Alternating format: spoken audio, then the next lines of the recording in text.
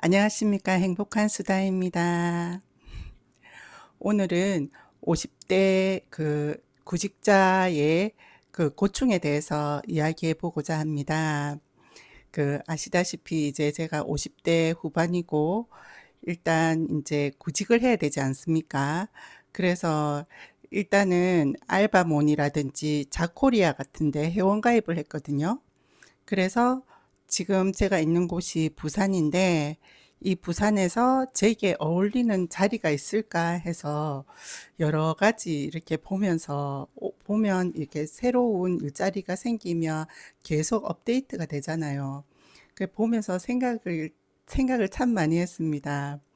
일단은 제가 이전에 하던 일이 정신적으로 좀 많이 힘든 일들이 있다 보니까 사람들이랑 안 부딪히면서 정신적으로 그 좀 여유 있는 그런 일을 하고 싶어서요.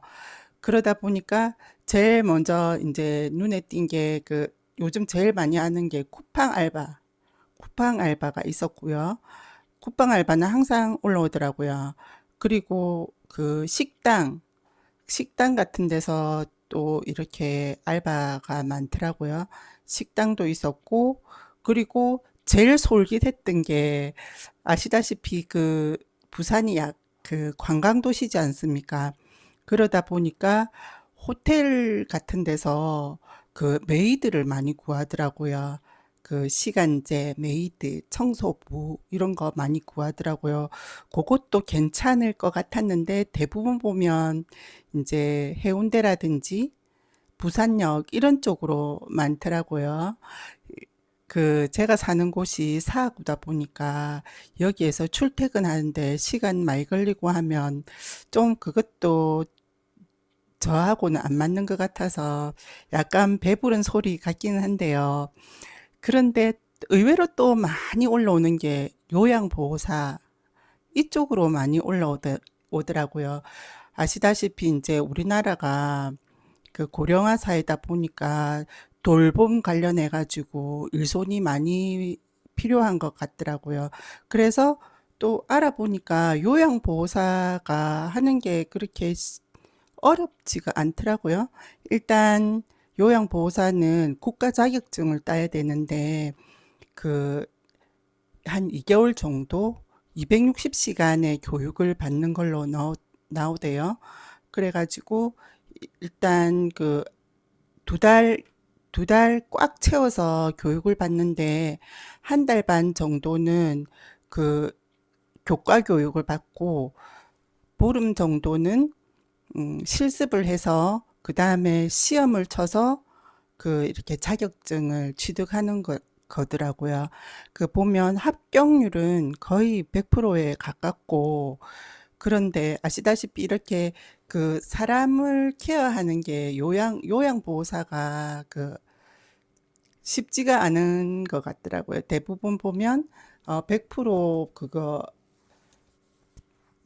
따신 분들 중에서 한 23% 정도만 현업에 종사하고 있는 걸로 알고 있습니다. 그래서 이렇게 요 하면 감정적으로, 육체적으로 약간 힘들다라는 그런 말도 있긴 하던데요. 일단 요양보호사 자격증을 따게 되면은 요양보호사 굳이 그 일 말고라도 다른 일을 할 수 있는 게 많았습니다.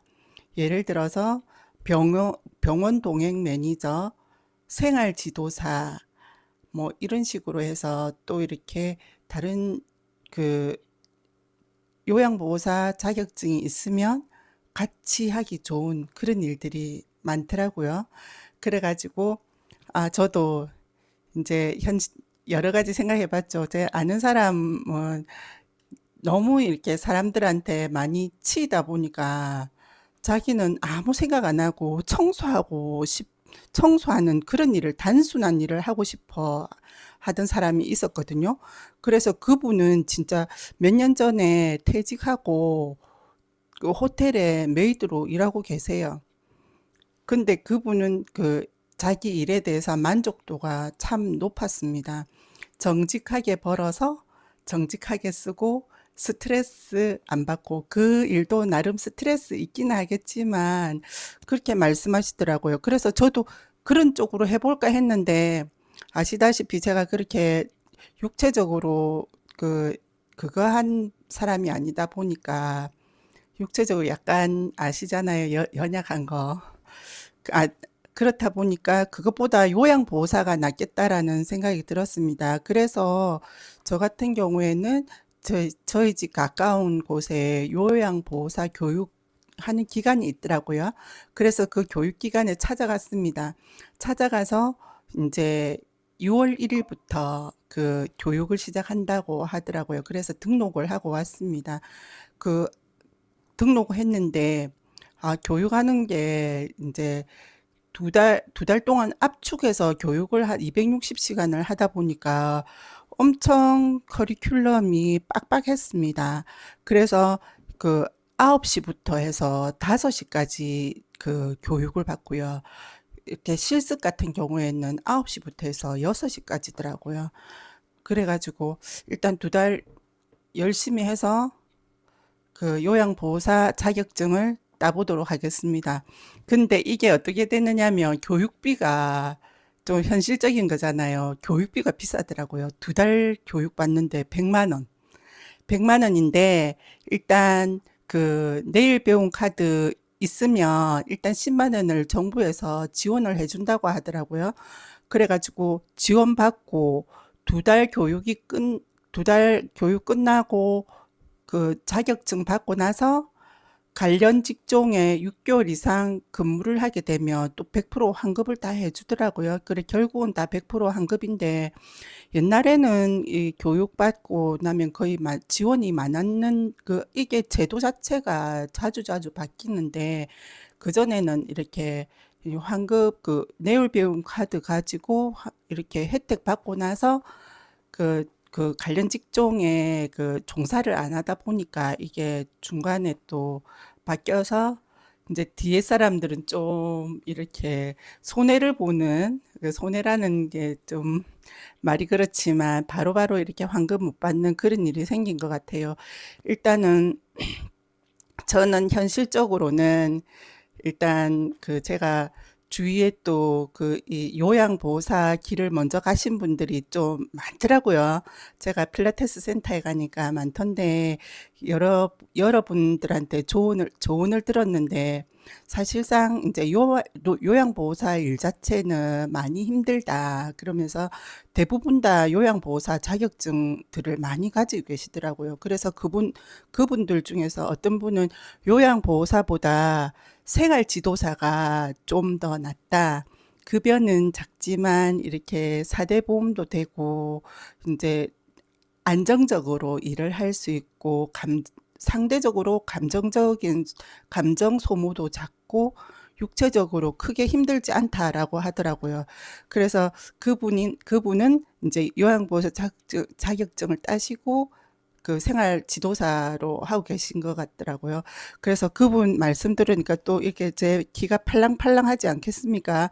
그래서 저도 이제 생각했죠. 이제 요양보호사 자격증 따서 일단 그래도 이제 100만 원을 투자했으니까 일단 지금 제 계획은 그렇습니다. 100만 원을 투자했으니까 관련 직종에 6개월은 이렇게 근무해야 이게 환급이 되니까 일단은 그 관련 직종에 한 6개월 정도 그 근무하면서 이게 재적성이랑 맞는지 한번 테스트 해보고 만약에 이제 맞다면 계속 할 거고 아니면 좀 그분께서 하신 말씀처럼 그 생활 지도사나 또 이렇게 그 병원 동행 매니저 이런 것도 좋을 것 같습니다.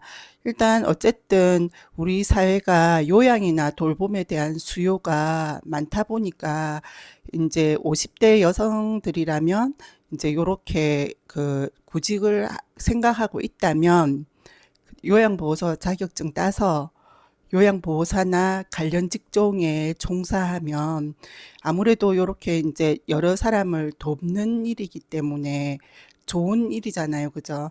그 사회에 선한 영향 영향력을 미칠 수 있고 하기 때문에 요거 정말 보람 있고 괜찮을 것 같습니다. 제가 먼저 이렇게 해볼 테니까 혹시 이 영상을 보시는 분들 중에서 취업을 생각하고 계신 분들이 계시면 요양보호사 같이 도전해 보는 것도 정말 좋을 것 같습니다. 그리고 일단 지금은 제가 요양보호사 교육을 받지 않은 상태에서 이야기하는 거라 가지고 또 이렇게 가면서 진행돼 가는 상황을 여러분들께 또 알려드리겠습니다. 혹시 제 영상을 처음 보시는 분이시라면 꼭 구독해 주시고요. 그리고 조금